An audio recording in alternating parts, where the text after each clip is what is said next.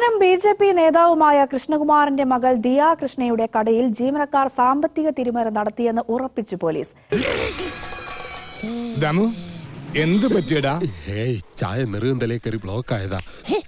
കടയിലെ 3 ജീവനക്കാരുടെ അക്കൗണ്ടിലായി ഒരു വർഷത്തിനിടെ 63 ലക്ഷം രൂപ എത്തിയതായി കണ്ടെത്തി.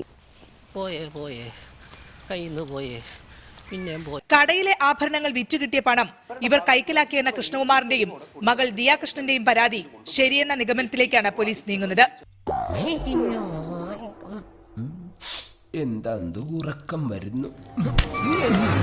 അറസ്റ്റ് പോലുള്ള തുടർ നടപടികളിലേക്ക് കടക്കുന്നതിന് മുമ്പ് ഓഡിറ്ററി ഉപയോഗിച്ച് ബാങ്ക് ഇടപാടുകൾ വീണ്ടും പരിശോധിക്കാനും പോലീസ് തീരുമാനിച്ചു. ഇന്നലെയും മൊഴി നൽകാൻ മ്യൂസിയം പോലീസിന് മുമ്പിൽ വനിതാ ജീവനക്കാർ ഹാജരായില്ല.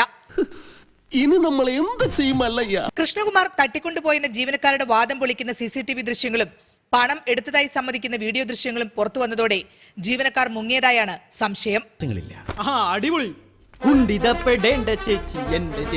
പണം അക്കൗണ്ടിലെത്തിയത് ദിയയുടെ അറിവോടെ ടാക്സ് വെട്ടിക്കാനാണെന്ന ജീവനക്കാരുടെ പരാതിയും പോലീസ് വിശദമായി പരിശോധിക്കുന്നുണ്ട്.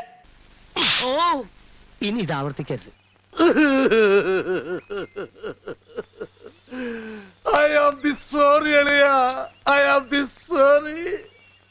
ഞാൻ അങ്ങനെയൊന്നും ചെയ്യാൻ പാടില്ലായിരുന്നു. കുട്ടിയും പോയി, കിടപ്പാടവും പോയി, ആ പാടുണ്ടായിരുന്ന മാനവും പോയി. നല്ല സ്ഥലമായിരുന്നു.